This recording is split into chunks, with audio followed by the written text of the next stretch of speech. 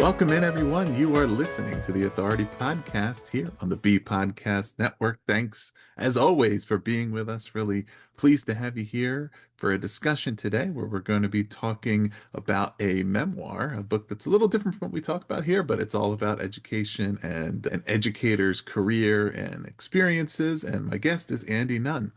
Andee was born in Brooklyn and raised in Long Island. She received her bachelor's in special education and master's in secondary education from Queens College and completed postgraduate studies in reading at Western Connecticut State University. In more than 40 years of teaching, she reached over 4,000 students, juggling positions as a reading specialist, English teacher, and communications adjunct faculty.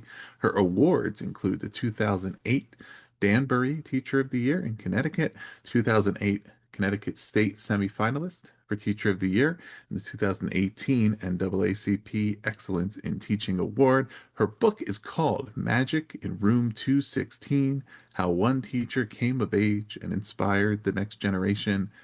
Andee, welcome to the show. Thank you so much for having me.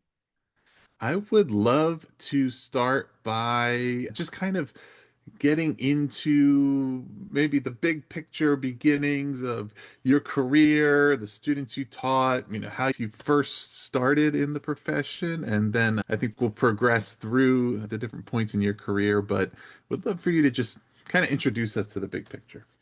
Sounds good. First, I was born in Brooklyn, but I lived in Long Island in a red line district. So I had no familiarity with diversity. My neighborhood was basically Italian and Irish, and I was growing up in a coddled, protected 1950s environment. Well, I finished school and had to find work. My father always started with, when is your next day of work? So I had to pursue. And I found a summer job. And while I was there, the gentleman, little did I know, was a principal. And after hearing me speak, he said, "What are you doing Monday?" This was in May. I said, "Well, I'm waiting for this particular job. I just graduated from Queens College." He handed me a piece of paper and said, "Come to my school. I like your resume and we'll see if it works." So I went home not only with a summer position as a drama instructor, but I also went home with a possible substitute teaching job that could end up a permanent job if I could function. I walked into the school the following Monday with my file number, ready to conquer the world. Little did I know that I was totally clueless. First of all, I was in Bedford-Stuyvesant, Brooklyn, and every child did not look like me. The teachers did not look like me. In fact, the few men who did look like me were there because they were trying to stay out of Vietnam at the time. So they took a job in a Title I school. And I walked in and I said, "I don't know if I'm going to be able to do this," but I decided that they're children, the packages were different, the clothing was different, the ideas might have been different, but they were still children, and I was going to make an effort to survive and use a bag of tricks, which I didn't have, and get into that classroom. And I did. And I had to learn how to become culturally competent. I knew nothing. And the youngsters that I was with had really terrible experiences with Caucasian people. They were their landlords, they were the store owners, they were the administrators in schools, in prisons, because some of them had been in juvenile detention centers. And every experience they had was negative. So I had to change that. And how was I going to change that? I had to learn about the entire community. I had to walk through the stores. I had to become a frequent person walking in the neighborhood. I had to adjust everything that I had thought prior to this, get rid of my implicit biases. I had learned that the Harvard had a test on implicit biases. I took it and was shocked that I did have some, and I had to work on them. And that was going to be one of the things that I would do. So I learned the neighborhood. I went to community events. I introduced myself into churches. I frequented the shops. And it was always like, "Who's a little white girl in here?" But it didn't matter. I was a 21-year-old naive person that was ready to learn. Unfortunately, my digestive tract didn't agree with me. So every day I was sick before I started my day. And it was like an instant diet for the young 21-year-old who thought she could conquer the world. And it wasn't so easy. Yeah. What made you want to do it? I guess, and as far as particularly tackling some of what you described, right? Getting to really immersing yourself and getting to know a new community in addressing your own implicit biases. And these are things that an individual has to decide they want to do it for themselves, right? It's not something anybody can tell you need to do. If you're not interested, you're just not going to do it. And so you had to make the decision for yourself. Okay, this is something I want to do. I want to be effective as an educator here. I want to serve them. But what it sounds like it wasn't necessarily all part of a plan that you had all along. You got into that position, but you at some point you had to make the decision for yourself that you really wanted to commit. Well, I had my license actually not in special education, in speech education. And I knew Mhm. it was difficult to get that position. English teachers were getting positions. I had not yet got the certification for English. So this gentleman had said, we'll find a spot for you. You'll be fine. And he sort of brainwashed me a little bit. At home, my mother was scared to death for me. My father was different. My father had a store in South Bronx. He got along with the clientele in the South Bronx. He hired young little boys to watch his trucking firm, paid them, even brought a few of the kids to the house. So I think I learned to be more open-minded from my parents, even though they protected me. My father was the one who said, there was no ways at the time. I'll give you directions. You'll be there in a half hour. You got to try it. And I went. It wasn't a half hour, it was more like an hour. And I was entering a new zone with boarded up buildings and people that were really impoverished and very often angry. But I figured I would give it a go. I would try. I was going to maybe find my own inner magic. I always use the word magic because magic actually did occur in the classroom, and there was a specific reason, and that was a student. And it was actually a funny story because I walked into this room after observing classes for a few days, and this young man came in my face and said, "Who's the teacher?" I was young. I don't know where it came from. You are asking me where it all comes from. I looked at him and I said, I am. And I know a gentleman takes his hat off in front of a lady. I thought he was going to punch me in the face. Instead, he stared. He took his hat off, backed himself into a seat, folded his arms, and sat the entire period watching me. And as students walked into the classroom, he said, "Take your hat off, man. There's a lady in front of the room." That was the magic. And the young man, Forrest Boston, remained in my life, almost my entire life. So he was really the catalyst for it all. And he changed my life and actually was my teacher. I became his mentor, but he was my teacher. He told me what I shouldn't be doing, what I should be doing, how I should walk with swag so no one would take advantage of me, how I should stand in a subway, what stores I should go into. And I think the best one was where I had to park. I had to listen to him and park on one certain street because he literally had friends watch my car all day long so it wouldn't be scratched, so I wouldn't lose the battery or I wouldn't end up with a flat tire. So he actually was running the classroom. I wasn't bad, but I wasn't good yet. He Mm, made me good. And that was, it yeah. was a really interesting, it was a really interesting relationship that we had because this boy was so, well, I'll use the term bad. I never thought he was bad, but they said he was incorrigible. He had been in a Spofford detention center 8 times by age 9, and he knew the system. And he had sunglasses on, and I made the dastardly mistake of asking him to take them off. He wouldn't take them off because he had been fighting with car antennas at the time, and one went into his eye and he pulled it out and his eye twisted. So no one took him to a hospital or a doctor. So he had permission to wear sunglasses throughout his entire life. He wore sunglasses. I think maybe 3 times I've seen him without his sunglasses. So we were not talking about somebody, he knew more about life than I knew. So I learned from him how to run that classroom and what to expect, what not to expect. And I learned to read the crowd and I became really good at it. Yeah. Yeah, I have 1,000 stories. I spoke to one of my friends who's also an educator. And when I told him I was meeting with you, he said, just tell your stories. Mm. My book has nothing to do with statistics. I has no research. It is just story after story. And when the editor helped me with it, she said, Andee, you gave me 400 stories. I cannot put 400 stories in the book. We'll use Yeah. some samplings. And that's how it all began. Well, and you reference the magic, right? So it's different from the statistics, but it is sort of, it's maybe what's not discussed as much, not thought about. And when you were talking about how you started your teaching job in the first place, right? It sort of made me think that I don't know how different it would be today. Right? I mean, this was Mhm. however many, 50 plus years ago. And yet it's the same situation today where there's principals are looking for teachers, right? They're out there hoping that somebody will come in and take the job. And there's lots of kids and lots of schools who need somebody who's going to say, I'm going to come in and commit to this.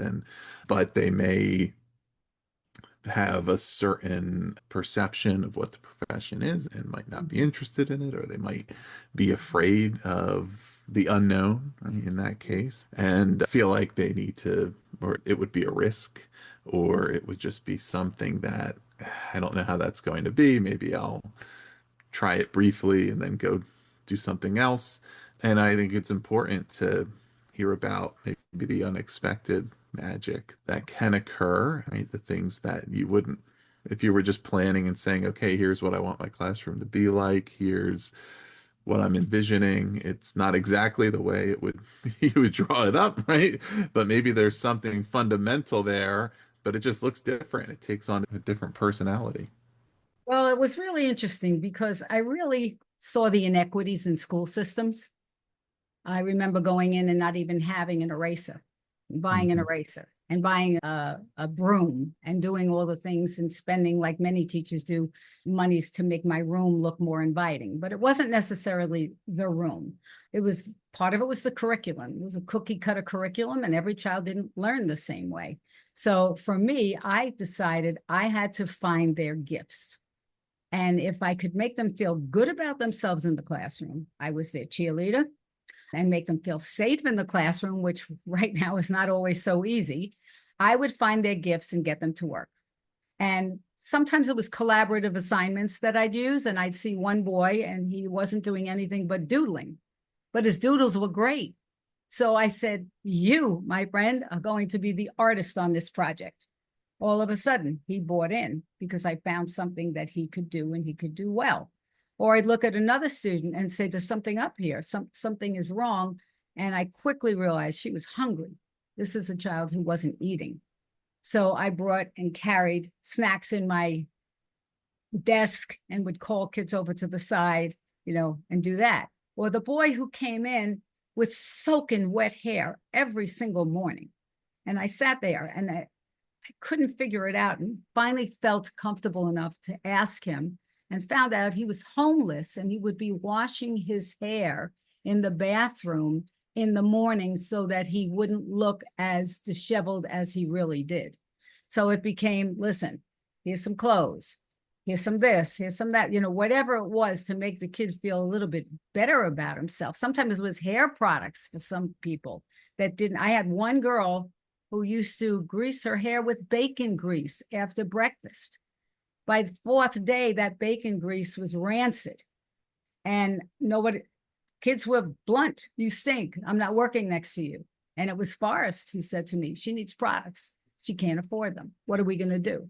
We went to the store. At that time, there was only Afro Sheen products. They didn't have these Sephora places. And I went in and bought products. And after class, asked her to try them. She did. She never smelled again. Things that were really easy to fix.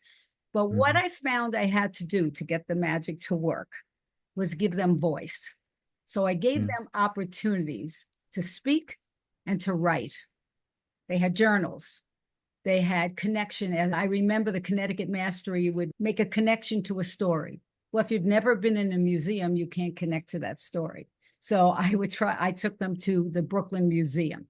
I gave them experiences that they could write about, and then I asked them to write about themselves. I also shared so much about myself with them so that it wasn't like I was asking them to do something that I was not comfortable doing.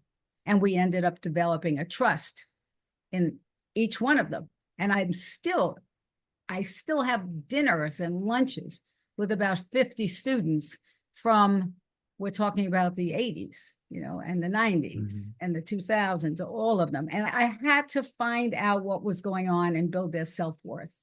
And then the magic came, because the stories opened up Pandora's boxes that many days I went home and cried, because I didn't always have a solution for every child. But I give you one incident. We used to have an assembly every Tuesday morning. I was given my first year what was called the incorrigible classroom. Everybody had a label, a negative one, and it was really angry because I don't judge kids by labels. And I had them, and we're going to go to the assembly, and you get a prize if you have assembly dress. That means every child had to be wearing a white shirt. Well, they didn't have white shirts, not this group. I went to, at that time, a store called Alexander's, and I bought 24 shirts, all sizes and all styles. Forrest walks into class Tuesday morning. I said, Forrest, I want to win assembly dress. He did everything to please me. He said, what are you talking about? I said, look in the closet. Would you take a shirt? And maybe I batted my eyes a little bit. I'm not exactly sure. He told me I was whack, and he took a shirt. And as the students walked in, it was, take a shirt, man. Take a shirt. Every kid wore the shirt. We walked into assembly. They were actually embarrassed because they looked so good, and they were supposedly the rebels. And all of a sudden, it was, at that time, my name was Phillips. Miss Phillips, would your class please stand? They did not want to stand up. I stood, Forrest stood, of course, because he stood, they all stood, and we won the pizza party because we had 100% dress. We did that every week. They all moaned and groaned, but they liked being rewarded. They liked food. They liked making me happy. And in turn, they were getting some pride in who they were at the same time. So those are the kind of things that went on in that classroom in Brooklyn. And I actually took all those lessons, and I end up in Danbury. Now, I don't know if you know anything about Danbury, but we are an extremely diverse community. There were 40 nations in the high school. They came from every part of the world. So for what other people were complaining about, there's somebody's popping gum in the classroom, I would laugh, because I know what my training, 10 years I stayed in Bedford-Stuyvesant, had offered me. So then I go into this classroom, and it's a piece of cake. And I have a 6'6" boy who doesn't want to behave, and I'm looking at him, and I'm, Jacob, do you think I'm afraid of you? No, what? Do you think I'm afraid of you? And I get into this little karate chop to show him that I thought I could do all these things.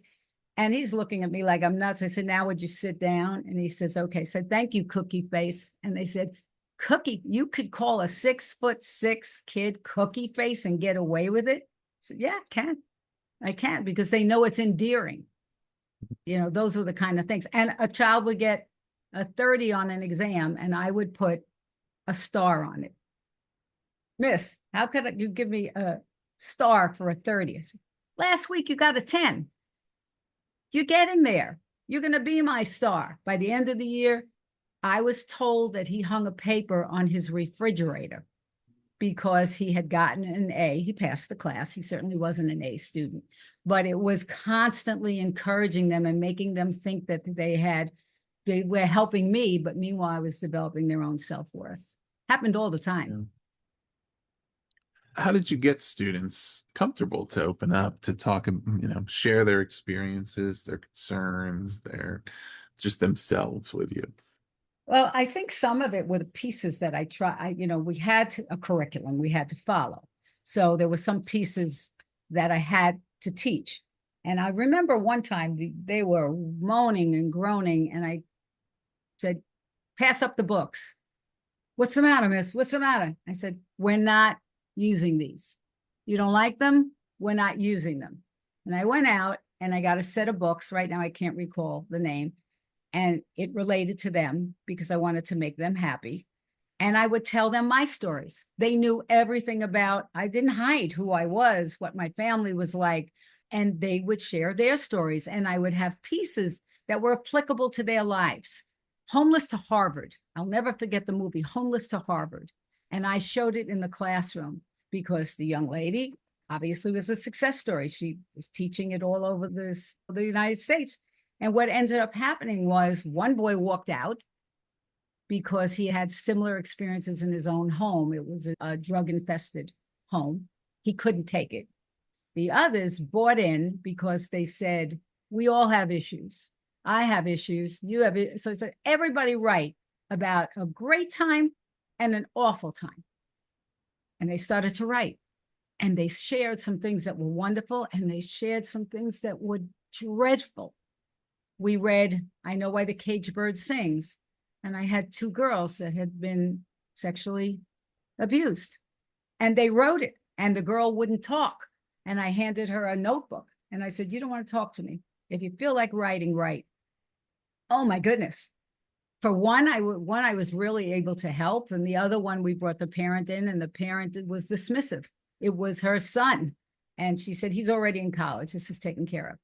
But now I knew why the girl dressed the way she did, why she cut her hair almost off like a boy, but she felt comfortable enough to share it with me. So I think what I exposed them to opened their eyes, and then they would not be afraid to tell me their stories. I had a number of undocumented youngsters, and that probably was one of the toughest. I didn't realize some of them wanted to go on trips and couldn't. They were afraid. And we dealt with that as well. I got a call 2 weeks ago. I had told my dear friend about this, somebody hysterical on the phone. What is going on? And I saw the number, and it was one of my ex-students. And I asked her, I said, can I use your name? And she said, sure, you can use my name. This young person was undocumented. She was an AP student wanting to go to France with the class and knew she couldn't go because she didn't have papers. So she had never gone to France. And she calls me now. I had her in 2007. So she calls me about a week ago and said 2 weeks ago and says to me, Miss Nunn, I'm going to Paris. I got my green card. It took me 26 years. I got my green card. After calling my mom, I called you. And it was just like tears, both of us, tears, because I remember her chopping up a salad and saying, I'm chopping up all my dreams. She ended up at Harvard. She ended up at Yale. She does medical research. And even with that, she didn't have a green card. Those helped her. But the day before our present president was inaugurated, she filed and she got the green card. So these are the kind of things that make me feel like magic has always occurring. Yeah. How did you, I mean, so you had all these relationships with the students over the years, many of whom were, navigating some some form of trauma, right? Some very serious ones, a lot of, how did you go about developing and maintaining those relationships and your ability to support the students while remaining resilient yourself, right? Doing this for so many years and certainly feeling yourself some of the emotional toll of the things that your students were being challenged by, and continue to be able to stay with it. How did you care for yourself? How did you? A little bit of a roller coaster. First of all, I reveled in their successes, and I constantly gave them positive reinforcements. I never gave up on any of them. I actually have lost two, and that when they moved out of the area, one who was dealing with a drug issue, and I just really lost him. And I sent his mom papers that he had written in my class. She said, where did you get these from? You didn't have them since 2019. I said, I kept them. I kept all of the work that to me made me cry, but made me feel good that we were getting somewhere, that maybe I was working a little social worker, AKA teacher. And I think that they knew I said there were better teachers, there were smarter people. No one loved them more than I did. I was a born nurturer. I have two of my own and they've soared, but all of these youngsters were my children. They were my non-biological children and they knew it. And that to me was the whole key. I never gave up. I looked and searched for their gifts. And even my Forrest never got in trouble again. I mean, he ended up with going into the Army, owning a trucking firm, having children, never got in trouble again. And he would, when I had a problem with a youngster, sometimes I would call him or we would talk and he would say, do you need me to come to the school? He was in Florida and I'm in Danbury. I said, no, I think I can handle it. And he would almost give me pointers once in a while. So it was almost like I had children and they knew it. I had a nickname, Mama Nunn, the mama that some didn't have and needed. And for others, it was just mama because they thought I was their mentor.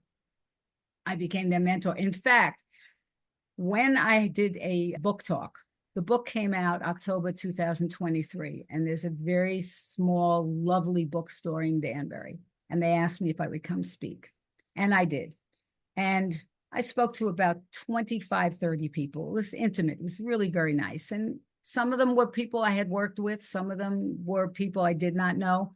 And all of a sudden, a young male walks in. I didn't recognize him because that's another thing. I knew them so well, I would know all of them. I see them in the mall. I see them in the stores. And you remember me. I remember where you sat. I remember you talked too much when we were doing The Great Gatsby. Those are the kind of things that had occurred. Mm-hmm. This young man walks in and he hands me a card that looks like it's made by a fourth grader. And this is a grown man handing me this. Thank you, Mama Nunn. And on the back, he had written something. Now, I'm really upset because I don't recognize him. And that is my forte, is knowing who you are, how you did, what you did. Whether you, one boy I remember wrote an essay on the back of a menu when he worked at night. And he came in and said, I didn't have any paper. Would you accept this? And I said, not only will I accept it, I'll laminate it and put it on the wall. You could do your homework. So I read this piece and this person writes in there, thank you for giving me my greatest outlet, my storytelling. You gave me voice, which was probably the most important thing for kids who sometimes felt invisible and denied. Well, as I read it, all of a sudden I get down to the bottom. And this was 2023. And it says here all the work I did with him in 2011, 2012. And then he signs it, love you, thank you. And he signs his name, Mickey. And then I look at him and I realize, I said, Mickey, what was your name when you were in my class? I knew who it was. You were Michelle. And he says, yes, I was.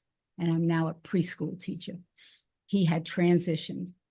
And that was I knew how troubled he was in the classroom. I worried she was in the classroom, and I worried about her. And now he was a functioning, very happily married young man. And for him to come see me, that was one of the greatest gifts I could get. It really is. Yeah. So it continues. And I always thought of Atticus Finch, because Atticus would say, you don't know what a person's been through until you lived inside their skin. And that started from day one, and everything, whether it's from their skin tones, or whether it's from an accent, or whether it's from a physical disability or something like that. That's what started to make me think, I've got to reach them all. And did I reach them all? No, there were two. I always say out of the 4,000, there were two. And one, it actually a funny story, if I may tell it. Mm-hmm. He was a very handsome, bright, Caucasian male who really was a white supremacist, which doesn't work for me. And he would not stop talking about accusing kids of not having green cards or bothering people about things. And I tried everything from my bag of tricks, because by this time I had the bag of tricks. I even asked my husband, who had taught special ed for a while. I called Forrest. I couldn't do it. I went home and I prayed about him. I said, I don't know what to do with this young man. That was it. I come in the next day. He walks over to me and he says, Miss Nunn, I'm moving. And I said, oh, you're saying you're leaving at the end of the term? No, Friday. My father got transferred. It was like a miracle for me, seriously. And I actually went into the lunchroom and I was bragging and said, I prayed somebody out of my class. And the other guy said, you prayed him to somebody else to deal with? And I said, no, he's going into the deep South where he's going to be really appreciated. That's where he's moving. So that was one. And the other one was an African-American boy who had so much trauma in his life. He was not ready to trust me.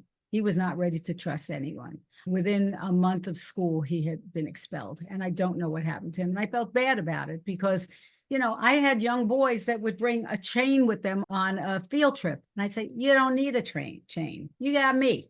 I'm going to protect you. And I would get on the train and I'd hear these young men, I know somebody's getting up to give my teacher a seat. 4 men would stand up so I could sit. I was trusted and beloved, and I loved them back. And it just became my life. It was so hard to leave teaching. I don't think I was ready. I just aged out because of the computer. I just knew that after COVID hit and I had to do things online, I was at that time I was teaching at the college. I was teaching interpersonal communications, which was absolutely perfect. Talk to people, not sit and use a telephone or a computer. And once we had to go online, I said, this is not me. It's not my thing. So I left and decided to write the book. Well, we're on the computer now, so if anyone Oh, listening I wants to know. bring you back, Yeah, you can it's very nerve-wracking for me. I do, by the way, when you said something about reach the kids and now is it different? I do Mhm. go to the local high school every year and I talk to aspiring teachers. And I also go at WestCon. I live very close to Western Connecticut State, and I talk to one of their education classes. And I just run my stories and talk about how much I loved doing what I was doing because they want to be educators. I said, but if you think that these cookie cutter curriculums are going to work, no, you're going to lose half of them. And the gap will just get bigger because kids are all born able to learn. And then how they're nurtured and taught will show the progress or the deterioration of the mind. And that's what I always tell them. You can have a great lesson plan. In fact, when I went to teach at one of the VOTEC schools up here, when I first moved up here, the gentleman embarrassed me because he put my lesson plans on an overhead projector for the entire group of faculty to look at. And of course, they immediately hated me. And I said, this is what I learned from the New York City school system, but it really didn't work. It's a script and you have to know your craft and you have to have it with you, but it really didn't work for me. What worked for me was telling stories and listening to stories and then getting them to totally know that I was going to take care of them and they were going to take care of me. It even happened after we had school shootings in Newtown, because I live up here. I had somebody put a rock by the window so that if we had to escape, it's pretty timely since what's gone on this week, I would have the rock to break a window. And I remember looking at these young people and saying, listen, if we got to get out of here, you go first, or I'm going to stand there. They go, Miss, what are you going to do? I said, I've had my life. You need your lives. I'm here. I'm yours. Get over in the corner. I'll be there. And, you know, it's a joke. It sounds like a joke. It sounds like a game, but I really meant it, you know, because they haven't lived their lives yet and they should be protected, you know, and you can't always protect them. And that's the sad part of what's going on right now in education as well. You know, What do you think about the way education is today? Schools are set up today. I mean, can a teacher getting started today have the same experience that you had when you were getting started? Is the environment conducive to, as you said, telling stories, hearing stories, getting to know the kids, you know, with the testing and accountability and, you know, all that kind of stuff, and just even the way that schools are discussed publicly, right? You know, I'm curious about within the profession, how do teachers still make an honest go of it, right? The way that you did, but also what are the things that people outside of the profession, parents, families, students, communities, whomever, politicians, need to hear, need to learn from your story to say this is what educators do. This is what they are. This is Well, I what think they're you dedicated to. have to be able to go off script. Mm, And I had an argument when I left because everything was testing. We were teaching to a test. And I was teaching, and my kids' grades were going up. But the tests, we didn't always make the tests because we had kids who didn't speak English as their first language. So they may be able to speak, but they didn't have the inferencing or the higher order thinking to do as well on these tests. They were prematurely given the tests. So the scores would go down. If you're going to judge somebody just on scores, you're not going to get a good teacher. I mean, you're just not, because you have to be able to go off script. You have to answer the question when every once in a while a question comes up that's more important than the lesson. mhm, So I would veer off script. Few people got mad at me. I had a chairperson one time, a young man who took over, and he said, you didn't have closure. I said, no, I didn't have closure. They said, well, you're supposed to have closure. I said, did you see what happened when the bell rang? No one left. They were arguing over the question. We were having such a good conversation. It was more important than having closure at that particular time. So I was a little bit of a rebel. And I think that sometimes we try to make these cookie cutter teachers, and some of them may end up doing very well, but I foresee problems if you don't start to realize who you're teaching and that they all don't learn the same way. And if they don't learn the same way, you have to make adjustments. I had to teach Death of a Salesman. Death of a Salesman could be really boring for kids today. What did I do? I wrote the entire thing in a rap because I knew that the youngsters all liked music. They listened to rhyme. I wrote it in a rap. I learned that in Bed-Stuy when I was asked to use my speech ability and write a play for the summer. And I wrote a play called Hurdlin, over the hurdles that people went through in the African-American community from the 20s to the 70s. It was the 70s. And I said, how am I going to get to do this? We're going to keep them off the streets in the summer. I wrote the entire play in rhyme. I always say I probably invented rap, but I'm not getting credit for it. mm, But it was so good because one of these little young men had so much talent. And wait till you hear who it is. And I made him one of the leads, not the top lead, because he was only 11. And there they are. I'm going to take you through the past because the world's been changing mighty fast. Watch the clothes, the makeup, the music too changed from corny and old to bad and new. And it went on like that for an hour and a half. My lead was a young boy named Larry. Lawrence Fishburne, 3 years later, Larry morphed into Lawrence. And Francis Ford Coppola took him to do Apocalypse Now. And years later, when he was on Broadway doing Thurgood Marshall, a one-man show, I went to see him, and I brought his picture as Larry. And I asked the usher, this is who I am. I don't know if he'll remember me. They called me into the dressing room. That was the only time in my life that I couldn't speak. I was so starstruck. I couldn't say a word. And he was like, Ms. Nunn, it is you. Yes, it's me. I remember what we did, because I got them to do something that they knew they could do. And I started to do that a lot with find another way to do it. Collaborative learning, which they talk about now. They keep changing words. Individualized instruction becomes differentiation. There's nothing new under the sun, and what goes around comes around. And if you can find a way to get the kids to listen and learn and know that you really care about them growing, you can teach any of the books. Great Gatsby's not an easy book. When the kids got that book, they were like, I don't even understand what I'm doing. I'll walk you through it. Not only did I walk them through it, I also used some of the movie clips from the old and the new. And then I came in and I taught them how to do the Charleston. And it was an American Studies class of English and history. 50 people got up and did the Charleston and learned what it was like at that time to have the conspicuous consumption and opulence of that era. So I would be very creative, and that would always help. And I think even now, you just have to find that, not just run a PowerPoint. When I went to the school last month and I addressed these kids at school, I walked down the hall. I saw a PowerPoint going on in every room. In some of those rooms, I think the kids might have even been snoring. In others, the teacher was a little bit more vibrant. But you cannot do that to children. You have to make them excited about who they are and how to learn.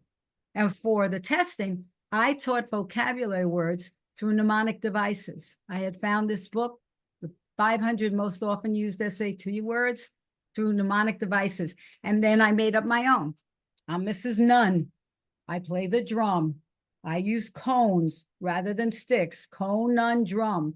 How do I make music? It's a mystery. It's a conundrum. Every kid that ever had me knew I drew my picture on the board with the drum and the cones. And they would say, conundrum, Miss Nunn. I heard it on the radio the other day when I was, not the radio, the television. So I had to be ahead of the game so that I made things more exciting than they sometimes even were. Mm-hmm. Yeah. Well, I remember making, I don't remember what the song, raps or songs about the pit and the pendulum. So yeah, we did Really? have that, some of those techniques in seventh grade. So it You're a lot sticks with younger than you. me. So you're a lot younger than me. So I started that stuff in the 70s before you were Yeah, born. but I'm sure Edgar Allan Poe was around when you were in school. But it's, yeah, I mean, really, it sticks with you, and it's good to remember, right? That it is supposed to be interesting. You learn more when you're interested, But when there's the evidence of the effort that's going into it, and when it's evident to the students that the teacher is thinking about them and what is relevant to them and what they want to do with the information. And, it doesn't mean it's always perfect or you can't, it's not about making it something that's not rigorous or not learning, right? But it is just there is clear evidence and their ability to see, okay, my teacher, my school is they're attempting to design this for me. They are thinking about the student. I had a math teacher say, well, that's all good, Andy. You can get them to write because you teach English. What about me? I teach math. Mhm. I said, they can write about math. Do you know how many of these kids go to the store and have to buy things, the numbers, how many have a budget, what they can do? And he did it one time and he said, oh my goodness, I had kids write about how they were short money, or one of them had to use the cards that they get from the government. And they talked about the prices and how some kids can get things and they couldn't get them and they have to wait. The best one was they have to wait till the day before Christmas to get the tree because it was cheaper and they had a certain amount of budget money. I said, it can be done. You just have to figure some of these things out. They don't come with the book, you know? I feel like a good place to wrap is on hope. So, I mean, when you think about what's happening, in education today, what for today's educators in today's schools, amid the things that are challenging, what what makes you hopeful? What makes you see, okay, there is opportunity here. There's good things that can happen. Well, I have to say I'm angry. I am angry at what's going on with education, with who's in charge of the education and what's happening, and how the funding is not good and the inequities in funding. And that is really an issue in some schools. So that is obviously a problem. Am I hopeful? I'm hopeful because when I went and addressed those couple of classes, I saw kids who wanted to go into helping professions. Hmm. Some of them wanted to be in this particular room. There were nurses and teachers and social workers. And many of them stayed after class to ask me questions. So there was a spark. And unfortunately, what we have to watch is that they don't put it out, that they don't put it out, and that sometimes that can happen. And sometimes it could be one teacher that puts it out. So do I have hope? I think we have to change what's going on right now. And when we realize, Danbury schools wanted to teach to the test, and I left.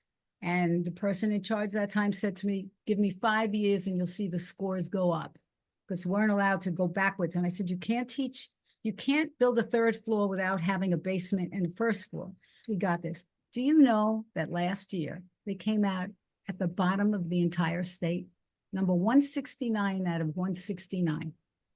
I didn't want to say I told you so because I felt bad for the kids Mm. to even see that. We're the worst school in the area right now. There are so many variables. We have many more immigrant kids who are second language learners. So that's an issue. We have many special ed kids who were tested that shouldn't have been tested with the same group at the time. But do I have hope? I hope that some things happen and change with administrators. And I did see some sparks. And I did see kids that wanted to stay around and talk about what they should do. And the ironic thing was I went to one school and a girl came in late and she was really upset. She had been texting while driving. This was at the college. So she got stopped and she got a ticket. She comes to school and now it's late. I'm just about finished. And she's there and she says, Mrs. Nunn, I came in, I heard you last year. I bought your book. I came today. I got a ticket on the way because I wanted you to sign the book for me. And it was like, I love the book. I want you to sign it. I want to be like you were in the classroom. And I wrote this whole thing in her book because a poor girl has to now pay for this ticket for texting and driving. I said, it's not worth texting and driving. Don't ever do that. But it was, she wanted to do what I did. And that's what I saw at the college too. So perhaps there's only certain people that belong in certain environments. I was a fish out of water, didn't know anything, but I learned how to swim and I became really good at it with the right people around me. And I always give credit to my young man who took me under his wing for some reason. And I changed his life and he changed my life. And he was the catalyst. From there was another one, and then another one, and another one. And now they're bringing the best one is when someone raises their hand, Miss Nunn, do you know? And they give me a name. I said, yes, I taught her. I'm her daughter. I said, well, I've been around a long time. I taught your mother and I taught you. And it all started for me when I went to kindergarten and the woman I had smiled at me like I was special. And I decided I would always open the door and smile at young people and tell them they were special. And they were. They were all unique. They were all special. And they started to believe me. I said, I brainwashed them and it worked. It works for me. And I think you have to have that attitude. Now, discipline is not easy.